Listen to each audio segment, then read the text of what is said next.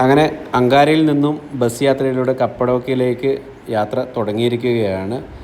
നമുക്ക് ഇരുവശങ്ങളിലും സിറ്റിയുടെ ചെറിയ രീതിയിലുള്ള കാഴ്ചകളെല്ലാം കാണാൻ പറ്റും. സിറ്റി എന്ന് പറഞ്ഞു കഴിഞ്ഞാൽ വലിയ കൂറ്റൻ ബിൽഡിങ്ങുകളോ അങ്ങനെയുള്ളതൊന്നും കാണാൻ പറ്റില്ല. ബസ് സ്റ്റാർട്ട് ചെയ്ത ഉടൻ തന്നെ നമുക്ക് വേണ്ട സ്നാക്സ് എന്താണെന്ന് ഓർഡർ എടുക്കുന്നതിനായിട്ട് നമ്മുടെ ബസ്സിലുള്ള സർവീസ് ചെയ്യുന്ന ആൾ വന്നിട്ടുണ്ട്. അത് കഴിഞ്ഞ് ചായയാണോ കാപ്പിയാണോ അങ്ങനെയുള്ള സാധനങ്ങളെല്ലാം സർവ് ചെയ്യുന്നുണ്ട്.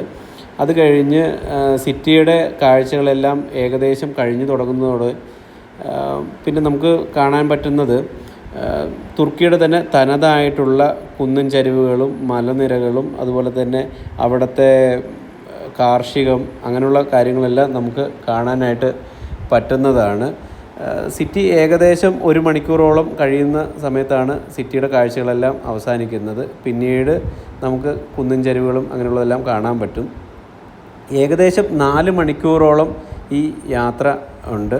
ശരിക്കും നമുക്ക് തുർക്കി എന്താണ് അല്ലെങ്കിൽ തുർക്കിയുടെ ഗ്രാമപ്രദേശങ്ങൾ എന്താണെന്നൊക്കെ കുറേയൊക്കെ നമുക്ക് മനസ്സിലാക്കുന്ന ഒരു യാത്ര കൂടിയാണ് ഇത്. നമ്മൾ 4 മണിക്കൂറിനായിട്ട് ഇവിടെ ചിലവഴിച്ചിരിക്കുന്നത് 500 ലിറയാണ്. 500 ലിറ എന്ന് പറയുമ്പം നാട്ടിലെ ഒരു 1250 രൂപ, 1000-നും 1250 രൂപയ്ക്കും അടുത്താണ് വരുന്നത്. ഇവിടുത്തെ റോഡുകൾ എടുത്ത് പറയേണ്ട ഒന്നാണ്. എല്ലാ റോഡുകളും ഒരു 6 വരി പാത അങ്ങനെയുള്ള തരത്തിലാണ് ക്രമീകരിച്ചിരിക്കുന്നത്. അതുപോലെ തന്നെ ഈ റോഡുകളിലൊന്നും നമ്മൾ യാത്ര ചെയ്യുമ്പോൾ നമുക്കൊരു ഗട്ടറോ അല്ലെങ്കിൽ കുഴിയോ അങ്ങനെയുള്ള ഒന്നും തന്നെ ഫീൽ ചെയ്യുന്നില്ല. അത് എത്ര യാത്ര ചെയ്ത് കഴിഞ്ഞാലും നമ്മൾ വളരെ കംഫർട്ടായിട്ടാണ് പോകുന്നതായിട്ട് നമുക്ക് ഫീൽ ചെയ്യുന്നത്. അങ്ങനെ നമ്മൾ ഏകദേശം കപ്പഡോക്യയിലെ നൗഷിർ ബസ് സ്റ്റേഷൻ എത്താറായിട്ടുണ്ട്. യാത്രക്കാരോടെല്ലാം നല്ല രീതിയിൽ ഈ സർവ് ചെയ്യുന്ന അല്ലെങ്കിൽ രണ്ടാമത് ഡ്രൈവിങ്ങിനായിട്ട് ഇരിക്കുന്ന പുള്ളി സംസാരിക്കുന്നുണ്ട്. നമുക്ക് എങ്ങനെയുണ്ട്, എവിടെയാണ് ഇറങ്ങേണ്ടത്, പോകേണ്ട സ്ഥലങ്ങളെക്കുറിച്ചൊക്കെ കുറച്ചൊക്കെ പറഞ്ഞു തരും. ഇവർക്ക് ഇംഗ്ലീഷ് തീരെ അറിയില്ല.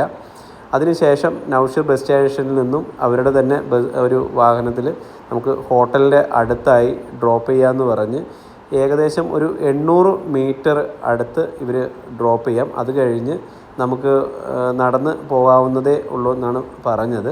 ഞങ്ങളങ്ങനെ ബസ് സ്റ്റോപ്പിൽ ഇറങ്ങിയതിന് ശേഷം നേരെ ഹോട്ടലിലേക്ക് ഗൂഗിൾ മാപ്പ് ഇട്ടതിന് ശേഷം നടന്ന് പോവുകയാണ്. ഹോട്ടലിലേക്ക് പോകുന്ന വഴിയിൽ ഇരുവശങ്ങളിലായിട്ട് തണുപ്പുള്ളത് കൊണ്ട് തന്നെ കുറച്ച് തീ കത്തിച്ചിട്ടുള്ള ദൃശ്യങ്ങളെല്ലാം നമുക്ക് കാണാൻ പറ്റുന്നതാണ്.